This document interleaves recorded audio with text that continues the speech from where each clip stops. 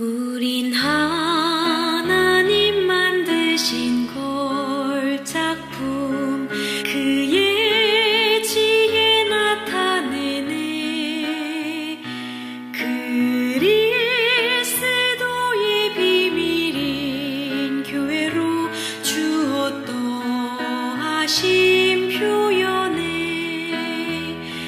하나님 그 기쁘신 뜻을 따라 창세전에 우릴 택해 은혜로 교회 안으로 부르사 그의 경륜 이루게 해. 감사하며 찬송하리 하나님, 우릴 교회 되게 하셨네. 이 얼마나 놀랍고 또 귀한가, 그가 만드신 걸작품. 이 얼마나 놀랍고 또 귀한가, 우린 주 간증한다네. 이제 우린 교회 생활 안에서 주 누리고 체험하네. 증량할 수 없는 그리스도의 풍성 날 공급한다네. 신성한 이상과 계신 옥도다 진리와 사랑 충만해. 우린 사랑 안에 이 교회 생활 영원히 거하리. 안녕하십니까. 오늘도 그 이름 예수수 세 번째 강의를 하겠습니다. 오늘은 특별히 제가 이 강의하기 전에 이 세 번째 강의를 하게 된 배경을 조금 얘기해야 되겠습니다. 원래 이 제 강의는 이사야 44장 24절 여기서부터 하려고 딱 생각하고 있는, 하나님께서 지난 목요일날 새벽에 2시 조금 넘어서 잠이 깼는데 갑자기 내 마음속에 생각 속에 나사렛 예수에 대해서 부족한 부분을 더 보충시키고 다시 한번 강의하라고 하는 그 강한 마음을 주세요. 제가 전혀 생각지도 않았는데 자다가 이제 일어나가지고 이제 화장실 가서 이제 자려고 했는데 그 마음을 너무나 강하게 줘서, 옛날에 내가 강의 이 나사렛 예수에 대해서 강의 다 했고 또 중간중간 여러 번 얘기했던 건데, 이번에 그 이름 예수수에 대해서 강의하는데 나자렛 예수에 대해서 더 강의하라는 강한 마음을 주어서 이 보충 강의를 하게 됐습니다. 여러분들이 다 연결되는 거기 때문에 그렇게 하시고, 이번에 이 나자렛 예수에 대해서 좀 더 다시 한번 밀도 있게 강의를 하겠습니다. 지난번에 그 출애굽기 3장 14절에 I am that I am, 나는 바로 나다, 이거 얘기했잖아요. 이거 얘기하고 이제 바로 이사야로 딱 넘어가려고 했는데 그 마음을 주어서 오늘 이제 보너스로 이제 다른 강의를 이제 나사렛 예수에 대해서 한번 강의하도록 하겠습니다. 그러니까 성경은요, 내가 여러 번 말했지만은 지리적으로, 역사적으로, 교리적으로 이게 다 일맥상통해야 돼요. 일맥상통. 예를 들어서 아브라함이 이삭을 바친 장소가 예수님이 십자가에 못 박힌 장소입니다. 이거는 정확해야 됩니다. 이걸 여러분들이 인정 안 하면 여러분들은 지금 기독교 교리를 제대로 지금 이해를 못 하는 거예요. 아브라함이 이삭을 바친 장소가 예수님이 십자가에 못 박히신 그 갈보리 언덕, 골고다 언덕이라고도 하잖아요. 갈보리란 말은 뭐냐면 원래는 칼바리, 라틴어예요. 라틴에서 나온 말이고, 골고다라는 것은 해골의 골짜기, 해골 골짜기라는 뜻이에요. 해골. 그러니까 사람이 죽으면 버리는, 그러니까 뭐냐면 원래 그 해골 골짜기가 뭐냐면 우상을 섬기서 사람을 인신제사를 들어가지고 사람을 제물로 바친 것을 버리는 장소예요. 그러니까 사람을 태워 없애는 장소예요. 그것이 골고다예요. 거기서 우리 주님께서 십자가에 죽은 거예요. 그 언덕에서. 이건 무슨 뜻인지 아십니까?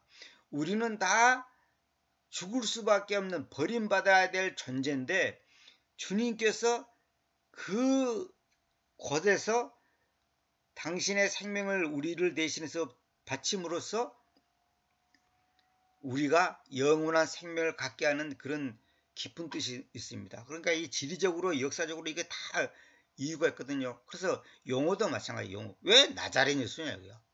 아니 예수님이 왜 나자렛 출신 예수, 나자렛에서 왜 그런가? 나자렛이랑 동네가 아주 초라하고 보잘것없는 동네거든요. 이따가 이제 나옵니다만은 그곳에서 예수님이 오신 거예요. 그러니까 이제 항상 성서는 구약과 신약의 말이 틀려서 내가 말을 안 하고 싶거든 사람들한테 이해시켜서 할 수 있는데 성경이 구약, 신약 그런 말 자체가 없어요. 원래는 그런 거 다 틀린 말이에요. 그래서 이제 킹제스 역자들이 영어로 옮길 때 그러니까 Old Testament, 옛 유언, New Testament, 새 유언 그런 거예요. 왜 유언이냐? 예수님의 죽음을 기점으로 해서 그 이전의 사건은 옛날 유언이고 그 이후의 사건은 새 유언이다 해서 그렇게 용어를 그 제목을 붙인 것이지 실제로는 그런 말 자체가 성경에 없어요. 그래서 이제 우리가 구약 신약 하지만은 구약 신약이라는 말은 완전히 틀린 말이에요. 옛 약속, 새 약속 그런 말이 아니에요. 약속, 테스트먼트는 약속이란 말이 아니고 유언이에요. 유언. 유언이 뭐예요? 사람이 죽을 때 남기는 말이 유언이잖아요. 그러니까 성경은 예수님의 죽음을 기점으로 해서 소위 말해서 BC, AD 그러잖아요. 하여튼 그건 그렇고 그래서 우리가 성경은 옛유언, 이 구약이라고 하는 옛유언이 신약이라고 하는 그 새 유언에서 해석이 돼야 돼요. 그러니까 바로 연결이 된단 말이에요. 연결이 안 되고 그것이 일관성 있게 일목요연하게 딱 이렇게 톱니바퀴 이 맞추듯이 이렇게 맞춰지지 않으면 그 사람은 성경을 잘못 보고 있는 거예요. 그래서 지금 우리 개혁성경은 번역이 너무 엉터리해요. 이게 일관성이 안 돼요. 그래서 킹제스 역자들은 그 옛 유언에서 말하는 그 여호와 하나님이라고 하는 분이 바로 로드다, 주님이다. 그 주님이 그 구약에 말하는 여호와가 신약에 말하는 예수, 다시 말하면 그 여호와를 킹제스자들은 더 로드, 주님이라고 번역해요. 그 다음에 신약도 마찬가지고. 그래서 이거 일관성에 딱 맞아떨어지는 거예요. 그래서 이게 놀라운 거예요. 그래서 구약은 히브리어로 신약은 헬라어로 써 있는데 그러면 이 글자 자체가 맞아떨어지잖아요. 이 글자 자체가 뭐랄까 문자화로 주고 이렇게 맞아떨어지지 않아. 근데 킹제스자들은 이걸 영어라고는 언어에다가 헬라와 히브리어를 딱 이렇게 맞춰놨단 말이에요. 이렇게 맞춰놨어. 그래서 교리적으로 이렇게 탁 이렇게 답이 딱 떨어져요. 이렇게 답이 다 맞춰지는 거예요. 그게 킹제스 성경의 장점이에요. 뭐 여기 대해서 얘기하려면 뭐 끝이 없고 아무튼 제가 이제 오늘은 나사렛 예수에 대해서 정말 이제 지금까지 한 것 중에 어떤 것보다 더 자세하게 좀 얘기를 하고 넘어가야 되겠습니다. 예, 여기 내가 써놨죠. 크리스트는 크리스트는 하나님의 조리개이다. 그분의 삶의 작은 구멍으로 하나님의 전체를 볼 수 있다. 이 말은 뭐냐면 내가 여러 번 수백 번 얘기했죠. 크리스트는 뭐냐? 살아계신 하나님의 아들. 그게 크리스트예요. 뭐 기름 부음 받은 자 어쩌고자 그러잖아요. 물론 문자적인 의미는 그런 의미가 있습니다. 원래는 기름 부음 받은 자 아니라 기름 발라진 자예요. 기름을 발라진 거예요. 그 영어로 번역을 해보면 그게 답이 나옵니다. 근데 크리스트는 하나님의 조리개이다.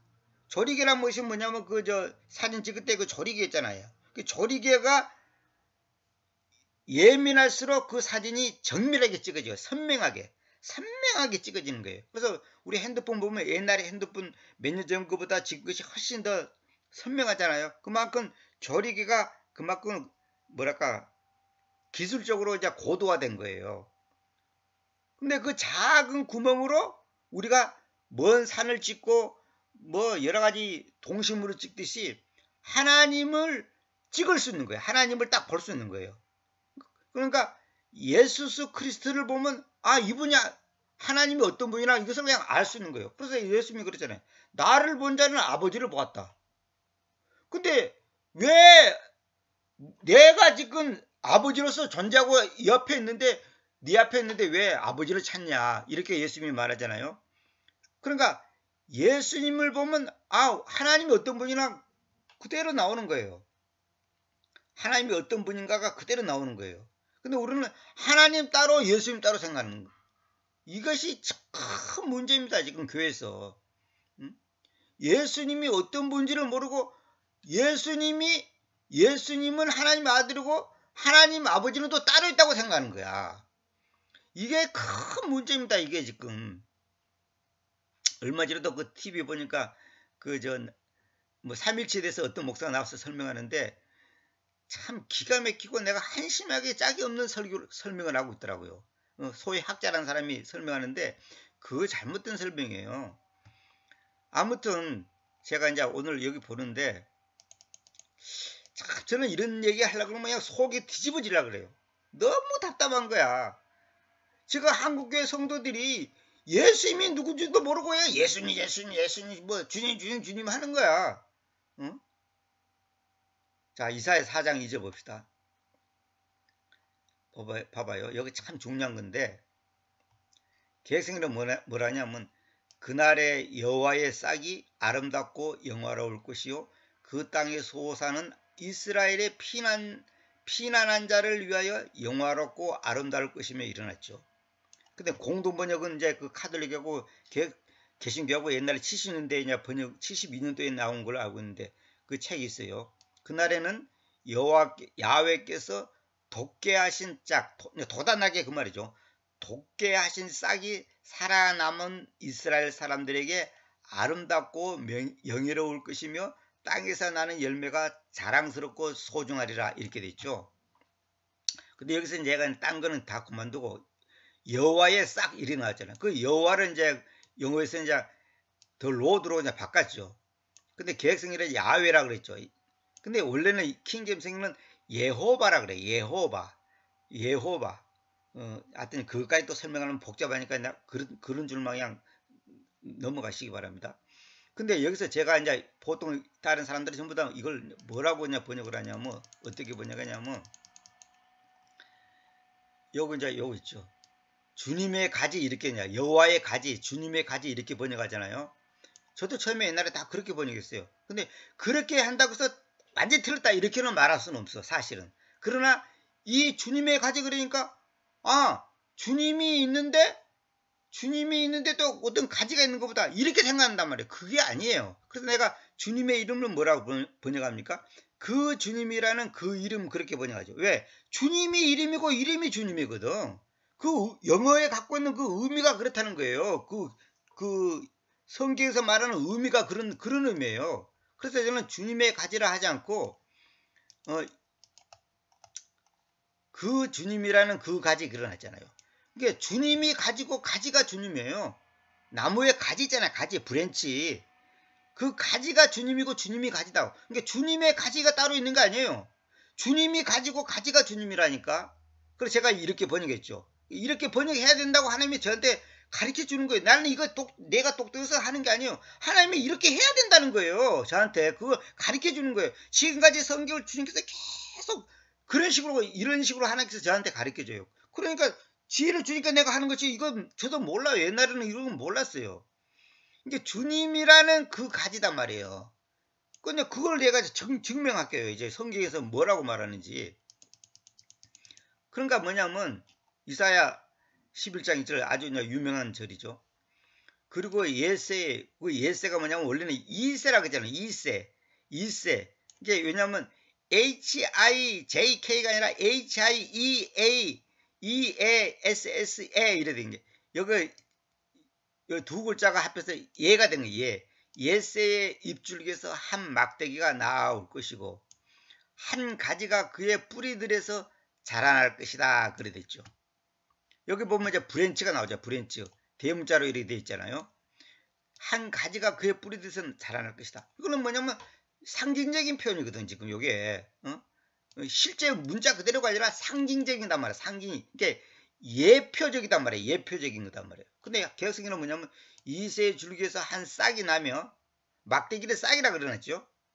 그 다음에 그 뿌리에서 한 가지가 나서 결실할 것이요 그러놨잖아요. 근데 이 공동문정에는 이새의 구루터기에서 햇순이 나오고 햇순 그 뿌리에서 새싹이 돋아난다 이렇게 해놨죠. 그러니까 이 가지를 갖다가 새싹이라 보냈다. 새싹. 응? 공동문정 그 카톨릭 성경에도 그래 돼 있어요. 구루터기에서 햇순이 나오고 그러니까 지금 킹제임스 성경에서 말하는 이 어휘나 이 문장하고는 지금 엄청나게 다르죠.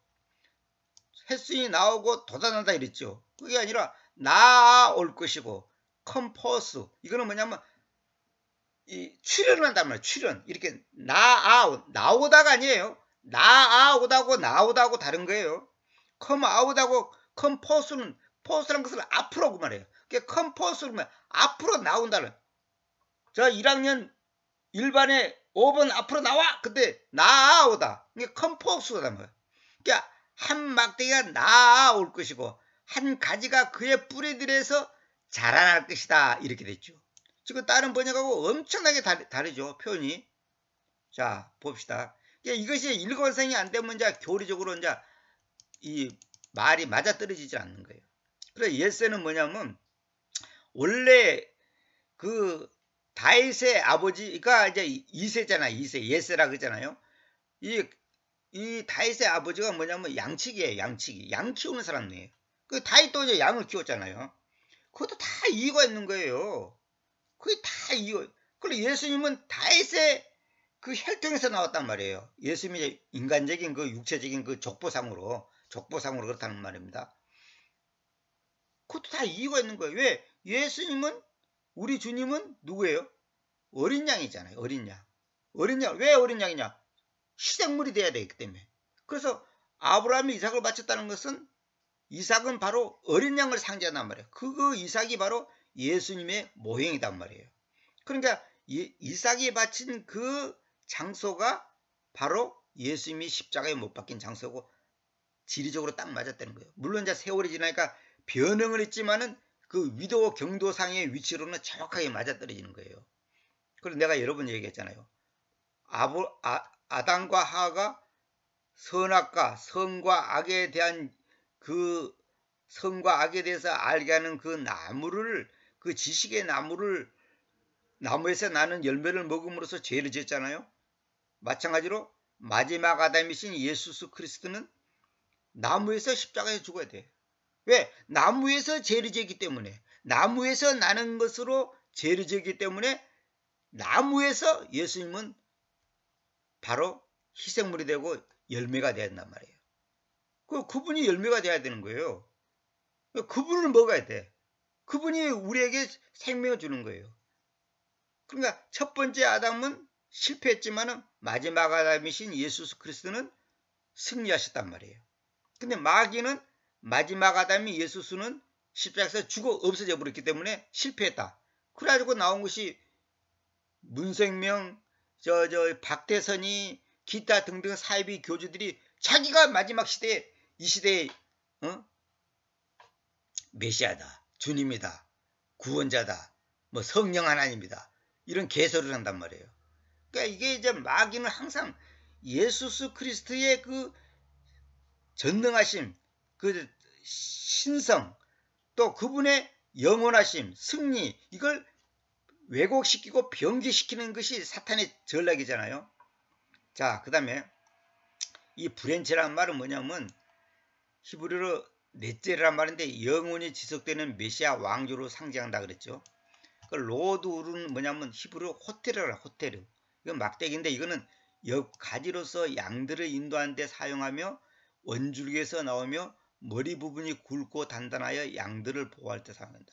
그러니까 이사야 11장 1절에 이 한 막대기가 나올 것이고 이 막대기가 나온다는 이 표현을 왜 썼냐 이거야. 그럴 만한 다 이유가 있는 거예요. 그래서 이 막대기가 갖고 있는 역할이 무엇이고 브랜치가 가지고 있는 역할이 무엇인지, 가지가 갖고 있는 역할이 무엇인지를 영적으로 다 의미가 있단 말이에요. 예세는 누구냐? 그는 보아스와 룻의 손자이며 다윗의 아버지다. 보아스 알죠? 그 룻기에 나오잖아요. 보아스와 룻의 손자단 말이에요. 그 보아스에 대해서도 나중에 이제 한번 그 강의를 이제 룻기 강의 때 한번 할 건데 다 지금 메모를 다 해놨습니다. 그런데 룻은 뭐냐면 사실 이방인 여자거든. 그리고 자기 남편이 죽어가지고 지금 과부가 돼가지고 보아스한테 들어가서 이제 자기 돼서 자식을 낳았잖아요. 이거 참 너무 신기합니다. 신기해. 그는 훨씬 훗날 예수께서 태어나게 될 베들레헴에 살았다. 이것도 놀라운 거예요. 다윗의 아버지 이세가 왜 베들레헴에서 살았냐 이거야. 베들레헴이라고 말하면 베트 그 말은 뭐냐면 저 집이란 뜻입니다. 레헴은 빵이란 뜻이야. 빵집. 예수님은 우리의 생명의 빵으로 왔단 말이야. 빵. 생명이 떡이 아니에요. 이 빵을 떡이라고 번역해도 된다고 주장하는 목사들을 내가 만나봤는데 그걸 다 무식한 소리예요. 떡과 빵은 재료가 달라요. 떡은 곡물이단 말이야. 곡물 이렇게 뭐랄까 쌀이라는 게 버리는데 이 빵은 밀가루예요. 그 곡물을 아주 가는 밀가루예요. 그 밀가루가 물하고 뭉치면 이제 반죽이 돼가지고 그 빵이 되잖아요. 그것도 다 이유가 있는 거예요. 왜 빵이라고 했냐 이거야. 그 당시 사람들은 빵을 먹기 때문에 빵이라 해. 떡을 안 먹고 빵이라 했으니까 빵인 거 오늘 우리는 떡이지 않냐 이렇게 말하는데 오늘 우리나라는 뭐 빵이 없습니까? 그러면 그게 아니에요. 그 빵이라는 이유가 다 있는 거예요. 그걸 그렇게 생각하면 안 돼. 그러면 만약에 그 당시 사람들은 저 아프리카에서 뭐 그랬다 그러더라고. 그 당시 예수님 당시 때는 양을 키웠잖아요. 근데 아프리카 어느 나라는 양이 없단 말이야. 양을 본 적도 없어. 양이란 동물이 없어. 그러니까 뭐라고 이제 선교사들이 번역을 했냐면 양 대신 돼지라고 번역했다는 거예요. 돼지. 왜? 돼지를 그 사람들은 죽이고 먹고 돼지를 갖다가 이리 가지고 뭐 소위 말해서 제사 지내고 뭐 이렇게 했으니까 돼지라고 번역했단 말이에요. 그건 잘못된 번역이에요. 뭐 문화에 맞게 번역한다? 그건 틀린 말입니다. 아니 그러면 우리나라에 만약에 포도나무 보시면 포도나무를 뭐라 번역할 거예요? 뽕나무로 번역할 겁니까? 그런 게 아니에요. 뭐 그 나무나 식물이나 동물이 없어도 그런 것이 있는데 우리나라는 없고 우리 땅에는 없지만 이런 동물이 있고 이런 식물이 있다. 그것을 사람들한테 보여주고 설명해야지. 그걸 갖다가 양을 돼지라고 번역하고 빵을 떡이라고 번역하고 그러면 또 그 다음에 예수님이 십자가에 죽었다는 것을 그 십자가가 뭔지도 모르는 사람한테는 뭐라고 할 거예요? 그럼 뭐라고 표현할 거예요? 그걸. 그러니까 이 마귀는 말입니다. 어떤 이 이교도적인 문화하고 이렇게 짬뽕을 시키라 그래 자꾸만. 그래 아프리카의 그 기독교가 다 그런 거예요. 캐톨릭이 멕시코니 그런데 그 하나님 믿는다고 하지만 그 전부 다 그 토속 신앙하고 이렇게 짬뽕을 시켜. 우리나라도 마찬가지 지금. 우리나라도 지금 순수한 복음이 아니라 그 유교신 사상 플러스 그 사머니즘, 그 우상신앙하고 이렇게 짬뽕을 시키는 거예요. 그래서 나온 게 기복신앙이야. 예수 믿으면 부자도 되고, 모든 거 잘 되고, 범사가 잘 되고, 뭐 이런 거. 이렇게 짬뽕을 시켜버리니까, 결국 뭐냐면, 기독교가 순수한 기독교가 아니야. 성경에서 말하는 기독교는 세상이나 세상에 있는 것들을 사랑하지 말라고 하는데, 우리는 자꾸 세상을 사랑하게 되고, 세상에다가 마음을 뺏긴단 말이에요. 그건 기독교가 아니에요. 교회에서 가르치는 그런 기독교가 아니에요. 우리나라는요 11조고 주일 성수 2개 빼버리면 그냥 교회 무너집니다. 그냥 바로 무너져요. 그냥. 왜? 11조도 율법적인 거고 주일 성수도 그 율법적인 거거든. 성경 어디에 보면 안식일을 그렇게 지키라는 것이 오늘 일요일을 말하는 게 아니단 말이에요. 그 안식일이 뭐냐? 왜 안식일을 거룩히 지키라? 그 말을 한 이유를 알아야지. 내가 안식이란 무엇인가 내가 강의한 거 있어요. 그거 들어보시기 바랍니다. 오늘 우리는 안식일을 지키는 게 아니에요. 아이고 또 이 얘기가 또 이상하게 딴 데로 흘렀는데 참 얘기하다 보면 이렇게 하여튼 이렇게 딴 데로 흐르는데 이 정도만 합시다. 그러니까 결국 뭐냐면 우리가 성경의 본질을 제대로 이해를 못하면 엉뚱하게 적용을 시작하고 그냥 마음대로 해석하는 거야. 코에 가면 코걸이, 귀에 가면 귀걸이. 디모데 전서인가에 있는 전서인가요? 후서인가에 보면 있잖아. 말세에는 사람들이 자기 귀를 즐겁게 하는 소리를 듣기로 원해. 그리고 사람들한테 그렇듯하게 그냥 귀 맞춰고 그냥 은혜만 되면 된다. 이런 식으로 그냥 내용을 하는 거예요. 그런 게 아니에요. 성경은 그렇게 하는 게 아니에요. 그래서 가지는 뭐냐? 히브리어로 넷젤인데 이의 어원은 지키다, 보호하다, 보존하다의 뜻은 지닌 나자렛이다. 그런 나자렛의 뜻에 역시 잘 지켜진 사람 혹은 어떤 것을 말한다. 마태는 예수가 그리스도를 비유한 가지 곧 넷제로. 가지라는 말이 히브리어로 넷제로. 가지라는 단어와 나자렛 예수라는 그 말이 같은 단어단 말이에요. 같은 단어. 넷제리에서 예수께서 30년간 숨겨진 삶을 산 지역의 이름인 나자렛의 의미를 본 것이다. 이게 나자렛이라는 말이 뭐냐면 가지라는 뜻이다니까. 그 뜻이 원래는 뭐냐면 지키다, 보호하다, 보존하다 그런 뜻이에요. 이것도 깊은 뜻이 있는 거예요. 그러니까 예수님은 30년 동안 전혀 드러나지 않았어요. 숨겨져 있단 말이에요. 그런데 어느 날 공생애가 시작되면서 내가 바로 하나님의 아들이다, 메시아다 그러니까 사람들이 때려 죽이려고 하는 거 아니에요. 성경은 다윗을 예세의 아들로서 자주 호칭하는데 이는 대적자들이 다윗을 조롱하기 위한 것으로서 결국은 예세를 낳고 비천한 자로 여겼던 것이다. 이 말이 뭐냐면 우리나라가 조선시대잖아요. 지금 해방되기 이전에 조선시대라고 그랬잖아요. 근데 일본 사람들이 우리나라를 뭐라고 하냐면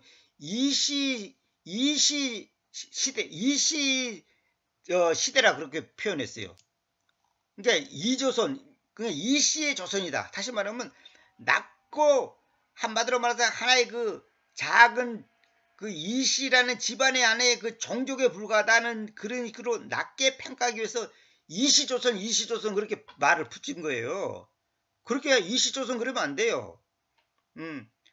그와 마찬가지로 예세는 뭐냐면 하나의 그 양치기에 불과한 사람인데 한마디로 벨벌 없는 집안이다 그 말이에요. 그러니까 벨벌 없는 집안이라고 해서 그 예수님을 낮게 평가하기 위해서 이 대적자들이 이 마귀 사탄들이 다윗을 조롱하기 위한 것으로서 결국은 예수를 낳고 비천한 자로 여겼던 것이다. 그러니까 다윗의 왕족이 벨볼이 없다. 다윗의 그 집안이 벨볼이 없다. 그 벨볼 없는 집안에서 결국 예수가 나왔다. 이렇게 그 집안을 약하게 하기 위해서 예세의 아들 그렇게 표현하는 겁니다. 그걸 뭐 좋은 뜻으로 말하는 게 아니에요. 한마디로 말해서 벨볼 없는 집안의 아들이다. 다윗이 그렇게 마귀가 그렇게 낮게 평가하기 하기 위해서 그렇게 표현한다는 거예요. 에 대해서는 이제 여기 찾아보면 다 나오는데 이것까지 다 하려면 뭐 한 달 강의도 다 못하기 때문에 넘어가기로 하고. 자, 그러나 하나님은 먼저 온 자 사울을 피하고 나중 온 자 다윗을 세웠다. 아버지 예수는 물론이고 다윗 또한 마지막 8번째 아들로 형제 중에서 천하게 취급됐다. 이것도 더 신비한 거예요. 그 아버지 예수의 아들 중에 그 8명의 아들 중에 왜 7번째까지를 아니라 하고 마지막 제일 양이나 치는 그 벨벌 없는 아들을 하나님께서는 기름을 부었고 왕으로 세웠냐.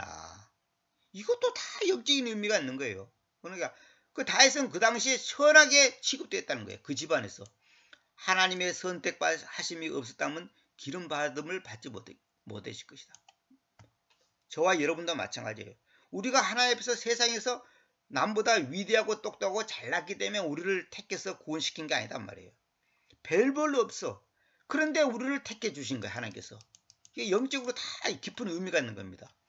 이처럼 예수도 다윗도 그리스도도 세상적으로는 알려지지 않았고 멸시받았으며 대우받지 못하는 삶을 살았다. 그러나 바로 외적인 그런 상황에서 내면의 그리스도의 형상을 이룰 가지, 즉 넷째르가 우밑어서 비밀스럽게 자란다. 그렇죠. 그러니까 별 없는 집안이라고 조롱받는 그 이세의 후손 중에서 그리스도가 나왔는데 그 그리스도 이룰 형상을 이룰 가지가 넷째르가 우밑에 갖고 있는지 없는지도 모르게 비밀스럽게 자라는 거예요. 그 존재성이 없었단 말이에요. 그래서 언제 자라는지 보이지도 않게 밤낮으로 자라서 나무가 되고 열매가 맺히는 것이다. 참 이게 놀라운 겁니다. 그러니까 우리 주님은 인간적으로 봤을 때는 정말 보잘것없는 집안에서 태어나가지고 자랐는데 어느 날 이 가지가 자라서 무성하게 열매를 맺는 결과를 가지잖아요. 그러므로 구원자로 오신 예수께서는 예새의 뿌리에서 자라난 가지로서 나자렛에서 감춰진 채 그리스도의 형상을 이루었던 것이다. 그러니까 그 당시 서기관이나 소위 대제사장이라고 하는 그 최고의 성직자, 최고의 직무자들이 예수님을 왜 모셨냐면 집안도 별볼이 없지, 생긴 것도 별로지, 뭐 아무것도 없는 사람이 메시아다 그러니까 안 되는 거예요. 그 사람들이 메시아를 갖고 메시아 자격이 될 수 있는 그 자격은 옛날에 내가 강의 중에 여러 번 얘기한 것 같은데 여러 가지 충족된 조건이 아무것도 없는 거예요. 메시아로서. 지금도 유대인들은 메시아를 기다리고 있잖아요. 그러니까 별 없는 모습으로 나타나니까 사람들이 인정을 안 하는 거예요. 오늘날도 마찬가지입니다. 깊은 진리는 진짜 바른 성경은 사람들한테 무시당하고 조롱받고 저처럼 별 없는 사람이 킹잼성 강의하고 뭐 나자렛 예수가 뭐고 I am 이 뭐고 이런 설명하면 사람들이 귀를 안 기울어요. 왜? 별 없는 사람이니까. 응? 그리고 유명한 박사 유명한 큰 교회 목사가 얘기하면 사람들이 귀를 기울는데 저 같은 사람이 말하면 콧방귀도 안 끼는 거예요. 이게 굉장히 영적인 깊은 진리가 있는 겁니다. 항상 주님은 사람들의 그 추측과 어떤 그 기준에서 항상 미달되고 판단을 못하게끔 만들어 버려요. 그게 사람들의 눈이 가려져 버린 거예요. 그게 영적인 눈이 안 열리면 주님을 앞에 세워놓고도 알아보지를 못하는 거예요. 그래서 제가 지난번에 얘기했잖아요. 영 안에서는 가난한 자가 복되다. 왜 그러냐?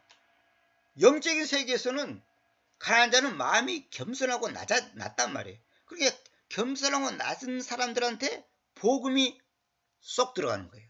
근데 지잘났다고 똑똑하고 하는 사람들은 우습게 여기는 거예요. 그리고 세상 사람들도요. 사회적으로 좀 있다 싶은 사람들은 절대로 작은 교회 안 갑니다. 이름 없는 교회 안 갑니다. 이름 없는 목사한테 안 가요. 또 교단이 없다. 그러면 무시를 해버려요. 목사가 아니다. 그럼 무시를 해버려. 이게 뭐냐면 그만큼 영적인 눈이 열리지 못하니까 귀한 것으로 볼 수 있는 눈이 없는 거예요. 참 이게 놀라운 겁니다. 그러니까 해 아래 새 것이 없다고 옛날이나 지금이나 다 똑같아요. 감춰졌다면 감춰져. 우리도 그러해야 한다. 외면이 보기에는 바벨론이 화려하다. 그렇죠. 겉으로는 바벨론이 화려하잖아. 새 예루살렘은 감춰져 있으며 내면으로 단장된다. 곧 그리스도이시다. 우리도 동일한 길을 간다. 히브리서 5장 8절 보세요. 비록 그분께서 아들이 있었지만 그분께서는 자기가 고난당한 것들에 의해서 순종을 배우셨습니다. 그분께서는 하나님의 아들이 있었지만 그분께서는 자기가 고난당한 것들에 의해서 순종을 배우셨다. 이 말은 뭐냐면 그분이 낮아졌다는 말이에요. 낮아져. 그래서 여기 써놨죠. 고난이 없는 자는 아들이 아니다. 다시 말하면 하나님의 아들이 왜 고난당하고 매를 맞고 침비틈을 당해야 될까요? 그것은 뭐냐면 하나님의 아들이 낮아지지 않으면 결코 우리를 대신해서 십자가에 질 수 있는 존재가 될 수 없어요. 체면, 자존심, 자기 명예 다 챙기면 어떻게 십자가를 져요? 오늘 우리도 마찬가지예요. 내가 하나님과 나와의 관계가 깊어지고 바르게 되려면 주님께서 말씀하신 것처럼 누구든지 나를 따르려면 자신을 부인하고 자기 십자가를 지고 따르라고 그랬죠.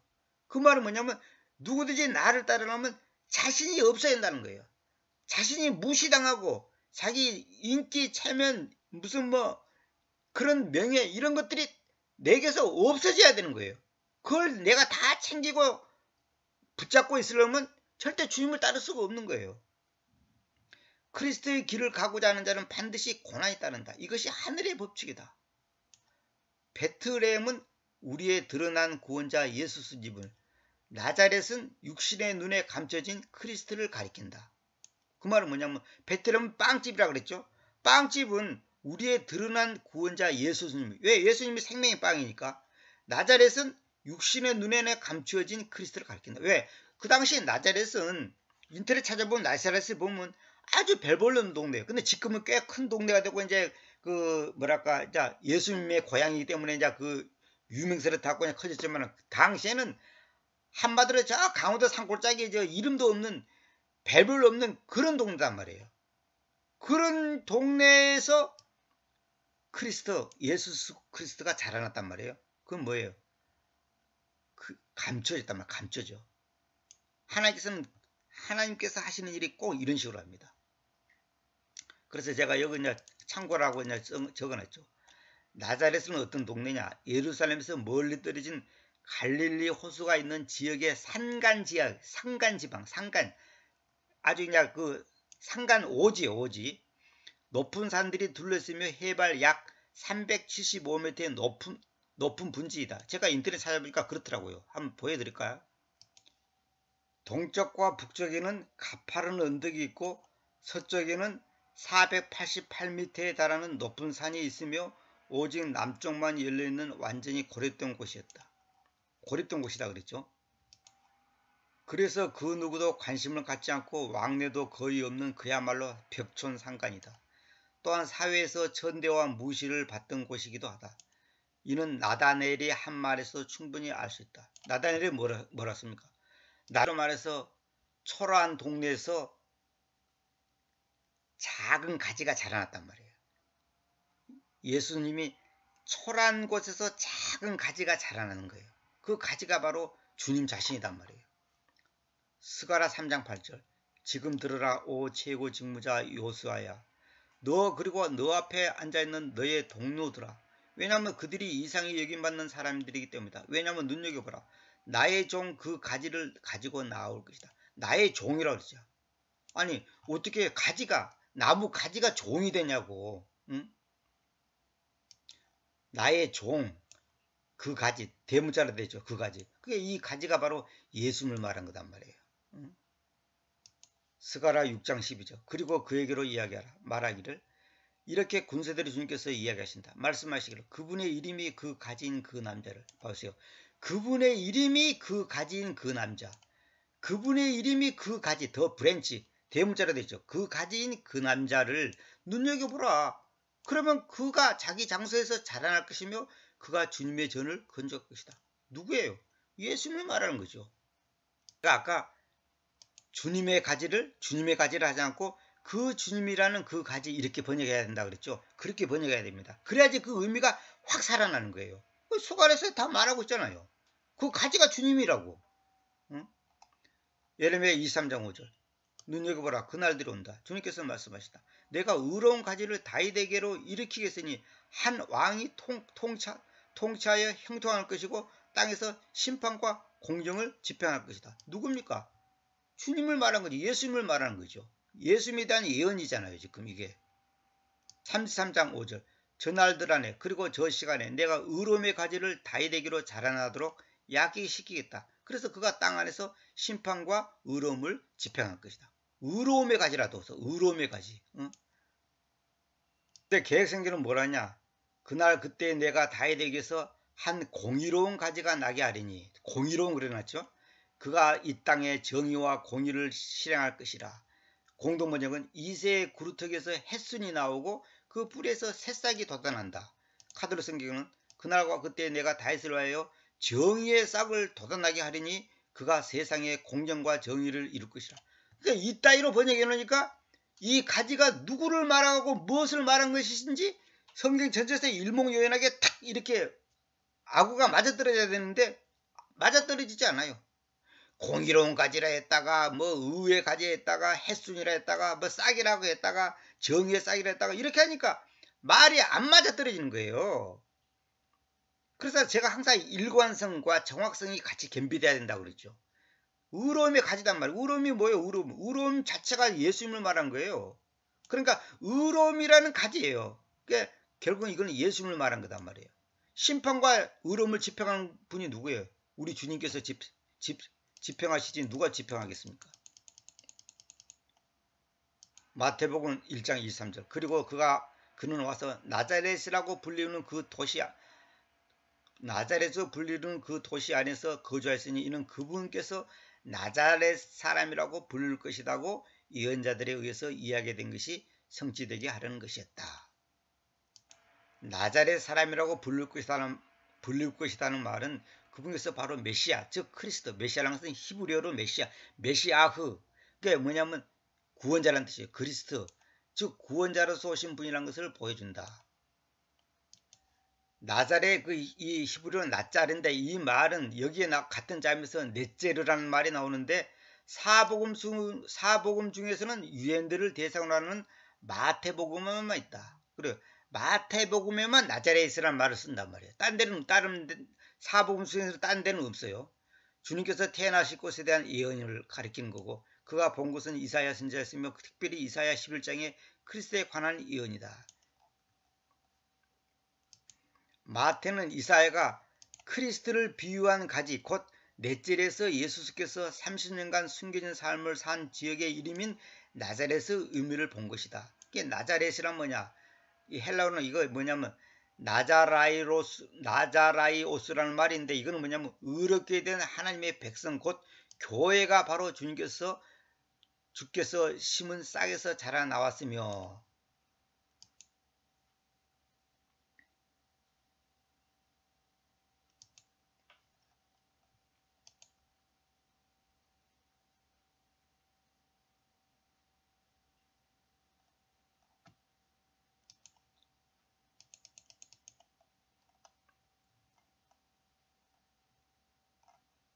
그래서 제가 이사야 4장 2절에서 그랬잖아요. 주님의 가지가 아니고 이걸 명심하시기 바랍니다. 그 주님이라는 그 가지. 그 주님이 가지고 가지가 주님이단 말이에요. 가지가 아름답고 영광스러울 것이며 그 땅의 열매는 이스라엘에게서 모면되어 있는 자들을 위해서 탁월하고 걸맞을 것이다. 이걸 갖다가 여호와의 싹, 야훼께서 돋게 하신 싹 이렇게 번역해 버리니까 그 가지가 갖고 있는 의미가 뭐라고 해요? 뭐라고 이렇게 정확하게 분명하게 전달이 안 되는 거예요. 지금 제 강의는 그 이름 예수수. 그 예수수가 어떤 분인가에 대해서 지금 얘기하다 보니까 이제 가지에 대해서 지금 하나님께서 보충 강의를 하도록 마음을 주셔서 지금 이거 하고 있는데 여러분들 꼭 아시기 바랍니다. 나자렛 예수 이 말은 뭐냐면 벨벌레 없는 예수수. 벨벌레 없는 그 가지가 그 가지에서 열매가 맺듯이 벨벌레 없는 예수수가 30년 동안 숨겨져 있던 그 예수수가 나자렛이라는 벨벌레 없는 동네에서 숨겨진 그 예수수가 어느 날 나와서 메시아로서 크리스토로서 하나님의 아들로서 우리에게 나타나서 우리의 생명을 구원시킨 분이라는 것을 생각할 때 저와 여러분이 벨벌레 없지만은 하나님 보실 때는 가장 귀한 존재고 그 어떤 세상의 부귀 영화를 누리는 사람보다 우리를 가장 귀한 존재로서 택해 주셨단 말이에요. 우리도 영적으로 보면 작은 가지가 돼야 돼. 각자가. 우리가 작은 가지가 돼야 된단 말이에요. 우리가 쉽게 말해서 작은 예수가 돼야 돼. 나라고 하는 벨벌레 없는 존재를 통해서 하나님의 뜻을 이루고 하나님의 복음이 전파되고 하나님의 뜻이 사람들한테 전달되고 가르쳐지고 이것이 신비단 말이에요. 이것이 신비, 미스터리, 신비단 말이에요. 저와 여러분도 하나님 앞에서 정말 가지, 작은 가지로서의 그 기능을 감당해야 되는 거예요. 그러니까 우리가 예수님이 남은 고난을 내 육체에 채우느라 그 걸려서서 있잖아요. 그와 마찬가지로 우리가 뒤에 있는 그 고난을 우리가 육체에 채운다는 것은 뭐냐면 우리 자신이 작은 예수로서 그 작은 한 가지로서 그분이 살아간 그 길을 따라가는 거예요. 그것의 전제 조건이 뭐냐? 자신을 부인하고. 자신을 부인하는 것은 뭐냐? 낮아지지 않으면 안 된다. 낮아지지 않으면 안 되는 거예요. 자신을 부인한다는 것은 내 잘났다, 돈 많다, 능력 있다, 실력 있다, 어쩌다 그런 것을 내세우면 안 되는 거예요. 그러니까 우리 크리스찬들은 항상 이 땅의 것에 뭐랄까요? 초연해야 돼. 초연. 많이 가지든 못 가지든 어쨌든 저쨌든 그런 것이 나를 갖다가 올가맬 수가 없는 거예요. 그런 것이 나를 우쭐하게 해서도 안 되고 나를 열등감에 빠지게 해서도 안 돼요. 그래서 내가 여러분 강의 중에 얘기했죠. 교만도 잘못이지만은 우월감도 잘못이지만은 열등감도 잘못된 거예요. 우월감이 교만이라면 열등감도 변형된 교만이라고 내가 그랬죠. 변형된 교만. 나는 돈도 없고, 나는 못생겼고, 나는 어쩌고 저쩌고. 그 열등감, 자괴감, 또 자기 비하라고 하잖아요. 자기 비하. 저도 자기 비하를 많이 했어요. 근데 그것이 하나님 앞에서 바른 게 아니더라고. 이제 물론 솔직하게 말하다 보니까 나는 이제 별 볼 없습니다. 이렇게 이제 말하지만은 사실은 인간적으로 물론 별 볼 없지만 하나님이 보실 때는 귀한 존재거든요. 아니 우주를 만드신 분이 나의 아버지가 됐고 그분이 나의 생명이 되고 나의 구원자가 되는데 내가 왜 별 볼 없는 존재야? 나 귀한 존재예요. 세상적으로 봤을 때는 사람이 봤을 때는 별 볼 없지. 근데 우리는 자기 비하와 자기 열등감이 겸손인 것처럼 오판할 때가 있단 말이에요. 우리는 당당해야 돼. 누가 뭐래도 나를 무시하든 뭐 없인 얘기든 그런 것에 우리가 뭐 연연할 필요가 없는 거예요. 남이 나를 무시하니까 입을 둘러쓰고 눈물 흘린다. 그거는 아직까지 자기 그 하나님의 자녀로서의 그 긍지와 자부심이 없는 거예요. 그런 게 아니에요. 무시하려면 무시해라. 나를 밟으려면 밟아라. 당당해야 되는 거예요. 그리스도께서 그 가지가 잘 지켜진 사람 또 잘 지켜진 어떤 것을 말하는 것처럼 하나님도 우리를 귀한 존재로 생각하고 잘 지켜줬고 귀한 존재로서 우리를 지금까지 보호하고 계시단 말이에요. 이 자부심과 긍지를 꼭 가지시기 바랍니다. 그분의 이름이 그 가진 그 남자를 눈여겨보라. 그러면 그가 자기 장소에서 자라날 것이며 그가 주님의 전을 건축할 것이다. 주님의 전을 건축한단 말이 뭔 말입니까? 예배당 진단 말이 아니에요. 그걸 오해하면 이 주님의 전이 뭡니까? 성도들, 교회단 말이에요. 교회, 성도들. 그러니까 구약 성경 옛유월에서 말하는 그 템플이라고 하는 것은 뭐냐면 성전, 교회를 말하는 거야. 교회. 그 교회가 주님의 몸이잖아요. 몸. 그 교회, 다시 말하면 성도들을 건축한다 이 말은 성도들을 구원시킨다 이 말이에요. 성도들을 말하면 이제 우리가 그 집으로 말하면 여러 가지 그 각 위치에 따라서 그 역할이 다르듯이 우리 자신들이 다 역할이 있단 말이에요. 역할. 이거는 우주적인 교회를 말하는 겁니다. 우주적인 교회. 한 교회. 뭐 장로교회, 감리교회, 영락교회, 사랑교회 그런 게 아니고 우주적인 교회를 말하는 겁니다. 주님의 전을 건축할 것이다. 그래서 이 브랜치가 이런 뜻이란 것을 아시고 앞으로는 이제 그 성경 볼 때 가지가 나오면 이건 예수님을 말한 거구나. 그거 딱 아시면 돼요. 물론 이제 그 문맥상 이제 그냥 나뭇가지를 말하는 것은 또 이제 아닌 거고 이제 여기 문맥을 딱 보면 벌써 알잖아요. 그 잘 아시고 분별해서 이 나자렛 예수가 이 뭐냐면 벨보는 작은 가지 나자렛이라는 그 작은 동네에서 나자렛이란 말은 뭐냐면 정확히 나자렛 출신 예수다 그 말이에요. 나자렛 출신. 나자렛이라는 작은 동네에서 우주를 창조하신 그 하나님이 자라나셨단 말이에요. 오늘 우리도 별 볼 없는 환경과 별 볼 없는 여건과 별 볼 없는 집안에서 하나님의 생명, 다시 말하면 우주를 창조하신 그분이 나라는 존재를 택해 주셨고 그분이 내 마음에서 내 안에서 사신단 말이에요. 그분과 내가 하나가 됐단 말이에요. 자, 이거 정말 말은 이렇게 쉽게 합니다만 이건 놀랄 노자입니다. 이건 정말로 놀랄 노자. 여기에 대한 긍지와 자부심을 가지고 더 이상 열등감, 자괴감, 자기 비하 이런 데 빠지면 안 된다 이 말이에요. 자기 비하, 자기 멸시 이런 거 안 돼요. 우리는 당당해야 되는 거예요. 당당해야 하는 거예요.